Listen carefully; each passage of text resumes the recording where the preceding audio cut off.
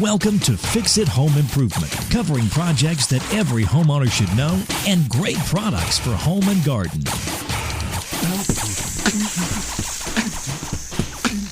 Hi, I'm JC, and this is where we share weekly home improvement tips. I'm here with my co-host Cindy.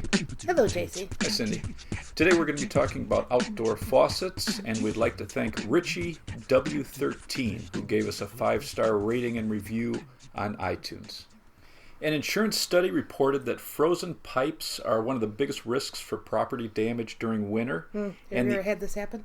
Yeah, we had a couple properties that it would happen year after year or two because of uninsulated crawl spaces. And then we learned about the magic of heat tape, where you plug in these. It just creates just a low voltage, warm pipe. It doesn't even get that hot. But boy, once we put those in, it stopped freezing pipes. My parents had this happen on the front outdoor faucet. Right. And into the closet in the living room. Oh, terrible. And so the whole pipe burst. And so then every year my mom would pack towels, like a ton of towels on that pipe in the closet. And then the outdoor spigot, my dad would wrap a towel around it and then tape it with duct tape. So it was very attractive. Nice. Outside At our least you house. used like red or green socks. No. But the average claim was $5,000 for broken pipes. And then in the southern states, especially here in the U.S., there's more risk, the insurance companies say, during a cold snap because the outdoor silcock and the pipe leading to it isn't insulated or properly protected from the cold because, they just don't expect it. And then in cold areas, builders are insulating this. They're making sure that you have frost-free silcock so that you're not going to have the damage. Does anybody besides hardware people say that? So your outdoor faucet can either be called silcocks, a hose bib, a faucet hydrant, a garden valve, a spigot, an outdoor faucet, or a tap. Where you get water from on the outside. Right. Where your garden hose goes. Well, what's interesting, I was reading another research study where they were looking at all these experiments with expanding water or freezing water and how it expands about 9%. One of the only things that expands when it freezes, it expands when it heats, like in water heaters. Like a 40-gallon water heater, it expands about a half a gallon. Wow. Water is cool. Who knew, JC? Thank you for that. But some of these experiments found that water can create a force of 25,000 to 100,000 psi as it expands, and it'll tear through like steel pipes, copper. Just amazing. So there's two main types of outdoor faucets. You have a standard and a frost-free, and standard valve is going to be sitting on the end of a pipe, and it can either have like a multi-turn valve that closes a washer on a metal seat. Sometimes they call this a stop valve or compression valve, or it can be some type of ball valve with a seat usually made out of Teflon so it has a long life. And the quarter-turn ball valves are usually going to be less problems with leaks, although the stop valves are going to be easier to repair if they do leak, because a lot of these quarter-turn shutoff valves on the outside, they have to be replaced when they're leaking. You really can't do much to them when it's leaking out of the spout. And a frost-free or freeze-proof faucet stops the water flow inside the house to prevent freezing. So the valve body and the handle you see on the outside is actually connected to a long pipe, and the standard lengths in a frost-free can be 4 inches long, 6, 8, 10, 12, or 14. That's a big difference. Those are your basic sizes. And then the valve is going to usually have a stop valve with a washer that's closing off on a metal seat inside the house. So at the end of, let's say, that 10-inch length, inside the house is where it shuts off. And so when you shut it off, the water drains out of the length of the pipe and the spout, and so nothing's freezing on the outside. Are these more expensive? Yes, definitely more expensive, and some can actually have a cartridge-style valve on the end of that rather than a stop valve. So rather than just a washer, sometimes there's a small cartridge on the end of that. If you're replacing one of these frost-free silcocks, you want a slight downward angle to it because the whole point is you don't want water in there. So if it's slightly tilting up as it goes toward the outside, from the inside to the outside of the house, if that's a slight upward angle, water fills that, and then as it freezes, it can shatter your valve. And many companies include a plastic wedge that sits behind the collar on the valve to kind of force it downward. And if you live in a cold climate, one thing that people forget is before it gets freezing cold, so in fall, a routine you should always have is make sure you're disconnecting any hoses that are connected to your outside faucet. You want to disconnect timers or just any attachment you have on it, because once it freezes, if there's water pressure on there, like if you have a hose and a sprayer, and that you just turned off your water, and that's filled with water. It's kind of under pressure because you released your handle on your sprayer. Right. So there's water in there. That freezes. Now your pipe can burst. Even if you have a frost-free, it can break because water's filled in there. Can you tell whether it's frost-free from the outside? So if you're looking at your spigot from the outside, I'm going to call it something different each time. No, that's exciting. So when you're looking at the outdoor faucet and it has a knob that's like at a 45, so you've got your spout and you have a knob at a 45, that's generally a standard faucet and it's not frost-free. If it comes straight out of the body, so perpendicular to the house, the handle, the shutoff handle, then it's usually a frost-free. But there are exceptions. If somebody installed a boiler drain valve or a laundry tub valve, it isn't frost-free. So sometimes it is hard to tell. Kinda. well, generally, if it's a 45-degree angle, the handle, it's generally just a standard. If it's perpendicular, it's not. But there are exceptions. So what you can do is you can look up into the spout, and if you can see the seat and the stem. So lay on the ground. Yes. Lay on the ground underneath the faucet. Exactly. That's my recommendation. But what you can do is it's hard to tell unless you can also get in the house and you can see, if the main body is, Google a frost-free silcock and you'll be able to tell. Nice. If you have a standard silcock and it's dripping, so it's leaking out of the spout, all you have to do is turn off the water to the valve. So inside you should have a shutoff valve going to the silcock. A dedicated one? Right. If not, then you'll have to turn your main off. You're going to take off the handle. There's going to be a nut underneath the handle. You're going to unscrew that and then unscrew the whole stem, and it's just going to turn out. And then on the bottom of that stem, there's going to be a washer. You just run that down to the hardware store. There's a screw that holds it in place. You're going to replace that washer, and then you're going to screw the stem back in. I wouldn't tighten it down too tight. Just lightly turn it in, connect your nut, and then you can close it off. Turn your water back on and check it, and that should solve it. Before you put the stem in, you can actually turn the water on for just a few seconds, blow out any debris before you put your stem back on. And then if that screw is hard to remove, or let's say you start to try to take it off and it just strips, you can dig out that washer, spray a little lubricant in there, like a penetrating oil, grab that screw with a locking pliers, and you can twist it out. But very easy to stop a leak on a standard silcock if it's dripping out of the spout. It's just that stem washer. If you have a standard silcock and when you turn it on and you're using your hose, it's dripping out of the stem. So right where that nut is, where the stem comes up to your handle, if water's coming out of there, one thing you can do is just give that a quarter turn with a wrench. And a lot of times that's going to stop the leak. If water's still leaking out of there, what you can do is turn off the water again to the silcock. You're going to remove your handle. You'll loosen the nut and then unscrew that whole stem. Underneath that nut, they have some packing. Generally, they're called a bonnet washer, like when you run to the hardware store. And just replace that. It's going to tighten up against that stem. Push it in there. Put the stem back into the main body. Don't screw it all the way down, just shy of closed. Put your nut back on and then test it, and that should do it. And if it's leaking a little, put it up to pressure, turn it on. If it leaks a little bit, just tighten it slightly, and that will solve your leak around the nut. If you have a frost-free silcock and it's dripping out of the spout, it's basically the same as a standard silcock. You're going to remove the handle, loosen that nut that's under the handle. You're going to unscrew the long stem, and some are difficult to get out. You might have to really work it. At the end of that, you're going to have a screw that holds either a flat washer, you could have a cone shape, or there could be a cartridge. The flat washer is very easy to replace any hardware store.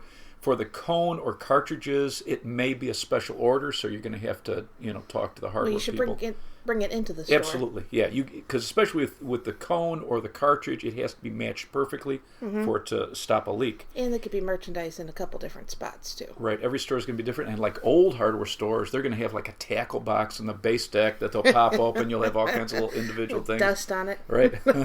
Especially, if you're looking for bonnet washers, they're all those old packages we used to have.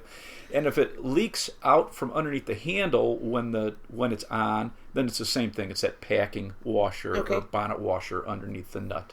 If you're replacing a standard silcock with a standard silcock, so you're in an area that never sees freezing temperatures, You want to see how it's connected to the pipe that's going to it, and you can either have galvanized, CPVC, copper, or PEX. You just don't want to take a pipe wrench to this valve and do damage to the pipe inside, so you should see what's going on inside the house, because you never know what the previous owner did, especially if you buy an older home. If you have copper pipe, make sure that there's a threaded fitting on the silk cock so it can be unscrewed. And then check to see if your valve has screws in it holding it to the exterior. Sometimes it's hard to see. Sometimes it gets rusted over, and you take a pipe wrench to that and you could do damage to the outside of your home. You want to turn off the water to your valve. If your valve's connected to galvanized copper or PVC, just unscrew it with a pipe wrench or a large adjustable pliers. If you have it connected to CPVC, you want to check to make sure you're not going to be turning the whole pipe. You may need a helper inside holding the fitting with a wrench as you unscrew it. When you're replacing a standard silk cock, I would get an anti-siphon valve, and this is required in most communities now throughout the country. If you get a standard silk, and they still sell the standard silk cocks without it, which is odd. You know, if it's code almost everywhere, I don't know why they just don't sell only that style. Are you going to explain what you're talking about? So anti-siphon, this will prevent water from possibly... Then I can have an opinion on it and be passionate. So if you have a hose, let's say in your backyard and you're watering, and there's changes in water pressure in community, which happens all the time, it can suck up water from your hose, and now that gets into your drinking water, potentially cause illness. Okay, so that's really bad. So I agree. Right. So most communities now require that you have some type of anti-siphon device on your silk cocks.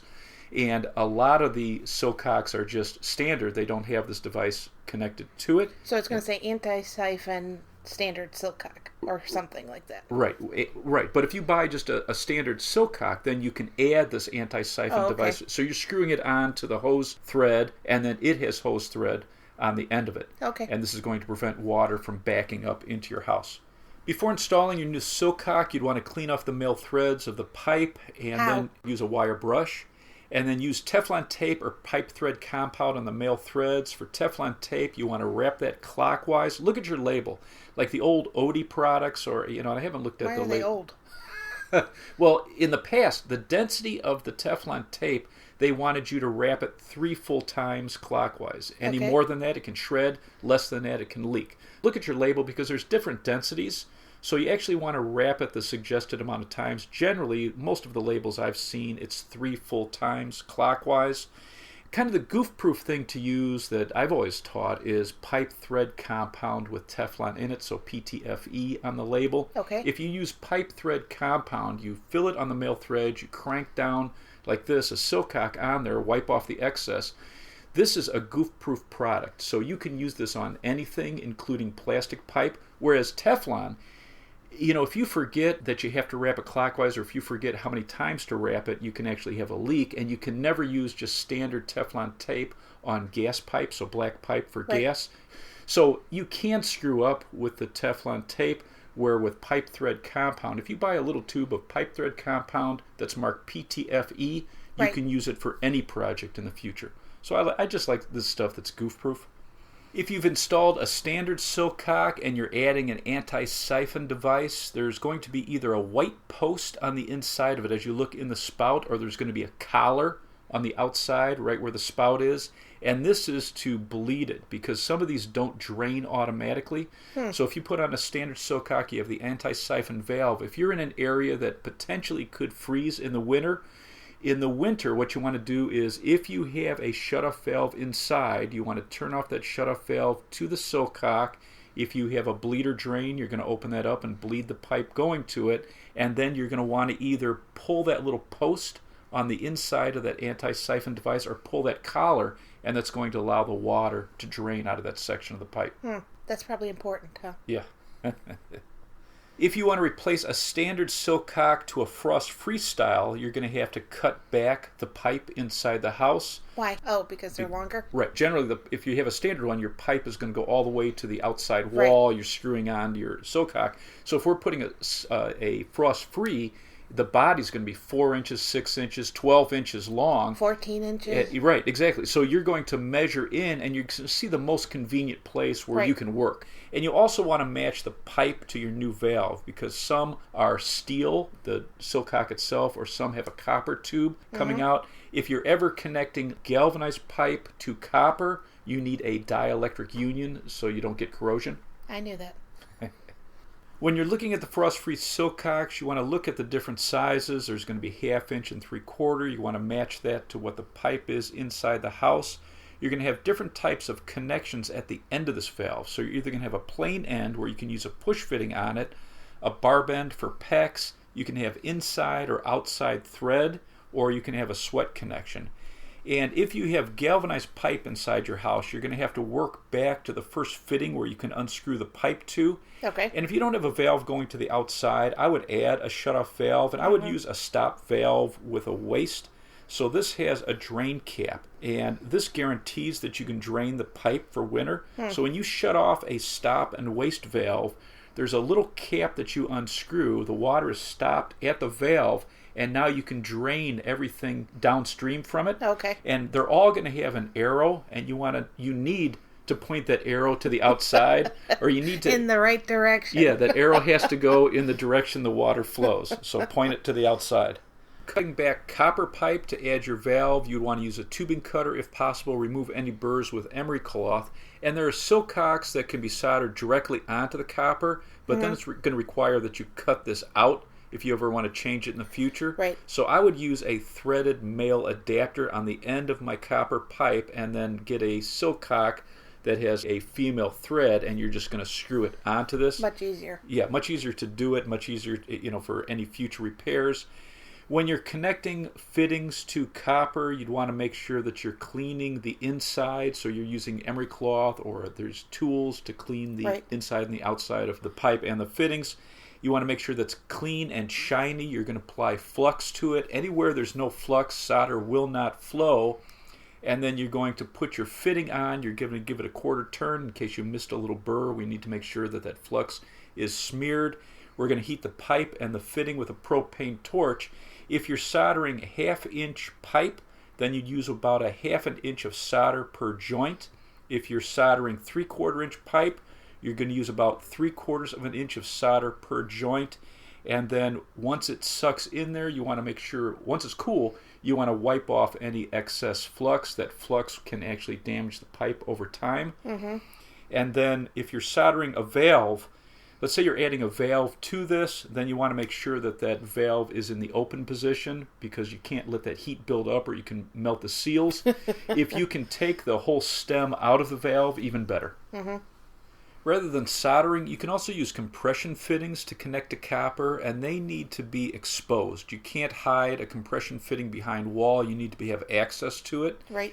And with a compression fitting, this has a nut that slides onto the copper pipe. It has a compression sleeve, and it has the fitting. Let's say we're putting a male adapter onto this. You're going to put it all together, tighten it up. You need 2 tools, one to grab the nut and one to hold the fitting, and you want to snug this down tight. You don't want to over tighten it because you can crack it. Once it's up to pressure, then you can check it, and then if there's a little drip, you can add a quarter turn to it then. Another way you can add a fitting to copper is the product Just for Copper. And so this is like solvent welding, the company says. You'd clean the outside of the pipe, so use an emery cloth or a tool so it's shiny. You're going to clean the inside of the fitting. You're going to apply this Just for Copper to the outside of the pipe, the inside of the fitting. You're going to slide the fitting over the pipe, spin it 360 degrees. It sets up in seconds. After 7 minutes, it's going to have about a 200 psi, and after 4 hours, a 500 psi rating. Outrageous. So very easy to use. And with this, I would make sure I'm holding on to the fitting with a wrench as I'm tightening down the valve with another wrench. Right. And the easiest way to connect a fitting to copper is with a push fit fitting. So shark bite is one of the most popular. You're going to cut your pipe back. You're going to deburr it to prevent it nicking these O-rings that are in these push fit fittings. Very easy to install. They're code behind, well, the shark bite at least is code behind wall. And what's nice about the shark bite is they can be removed with this tool. Right. So if you cut your pipe and you put your silcock, so you have a frost-free silcock, you put it in, and there's too much distance between the collar and the wall. Let's say you didn't cut it properly, you didn't measure just right. You need a bigger fitting. You can just remove the fitting very easily, cut that pipe back a little bit, and reconnect it. So I really like the convenience of these push fit fittings. If you're connecting to CPVC, you want to make sure to use CPVC glue, not an all-purpose glue, for the most dependable connection. You're going to cut your pipe, deburr it. You're always going to use a primer on the outside of the pipe, the inside of the fitting, and then you're going to put your CPVC glue on the pipe, inside the fitting, put a second coat on the pipe, push it together, give it a quarter turn, and you're going to hold that for about 30 seconds, and that's going to be a solvent weld. If you're using a male adapter, you're going to get the best connection. There's been some, when I'm looking at some of these forums, they say that on CPVC, like the female adapters, crack under pressure. That's a bummer. So they're saying that if you're connecting a frost-free silcock to CPVC, use a male adapter, so male thread on that connection, and use a valve that has a female thread. If you have PEX, you can do it a couple of ways. You can get a silcock with a hose barb at the end of it, or you can use a hose barb fitting and screw it into the end of a silcock, and then you're going to slide your PEX over that and use a crimp ring, and you're going to make sure that you crimp it 1/8 to 1/4 inch from the end of the tube.